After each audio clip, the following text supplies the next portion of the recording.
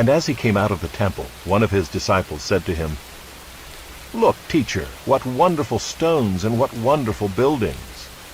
And Jesus said to him, "Do you see these great buildings? There will not be left here one stone upon another that will not be thrown down." And as he sat on the Mount of Olives opposite the temple, Peter and James and John and Andrew asked him privately, "Tell us, when will these things be, and what will be the sign when all these things are about to be accomplished?" And Jesus began to say to them, "See that no one leads you astray. Many will come in my name, saying, 'I am he,' and they will lead many astray. And when you hear of wars and rumors of wars, do not be alarmed. This must take place, but the end is not yet. For nation will rise against nation, and kingdom against kingdom. There will be earthquakes in various places. There will be famines. These are but the beginning of the birth pains. But be on your guard, for they will deliver you over to councils, and you will be beaten in synagogues, and you will stand before governors and kings for my sake, to bear witness before them. And the gospel must first be proclaimed to all nations.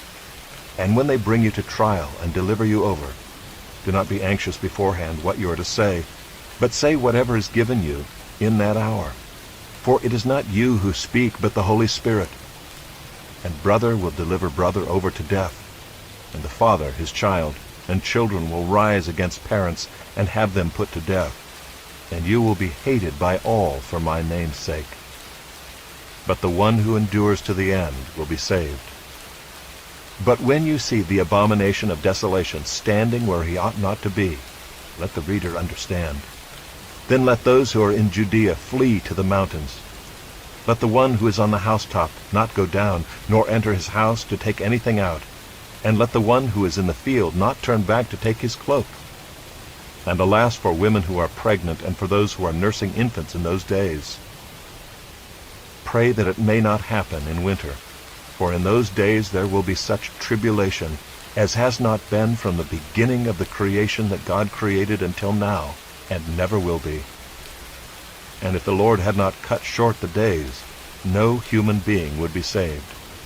But for the sake of the elect whom he chose, he shortened the days. And then if anyone says to you, 'Look, here is the Christ,' or 'Look, there he is,' do not believe it. For false Christs and false prophets will arise and perform signs and wonders, to lead astray, if possible, the elect. But be on guard.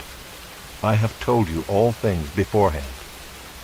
But in those days, after that tribulation, the sun will be darkened, and the moon will not give its light. And the stars will be falling from heaven, and the powers in the heavens will be shaken. And then they will see the Son of Man coming in clouds with great power and glory. And then he will send out the angels and gather his elect from the four winds, from the ends of the earth to the ends of heaven. From the fig tree learn its lesson. As soon as its branch becomes tender and puts out its leaves, you know that summer is near. So also when you see these things taking place, you know that he is near, at the very gates. Truly I say to you, this generation will not pass away until all these things take place. Heaven and earth will pass away, but my words will not pass away. But concerning that day or that hour no one knows, not even the angels in heaven, nor the Son, but only the Father. Be on guard, keep awake, for you do not know when the time will come. It is like a man going on a journey, when he leaves home and puts his servants in charge, each with his work, and commands the doorkeeper to stay awake. Therefore, stay awake, for you do not know when the master of the house will come, in the evening, or at midnight, or when the rooster crows, or in the morning, lest he come suddenly and find you asleep. And what I say to you, I say to all, stay awake.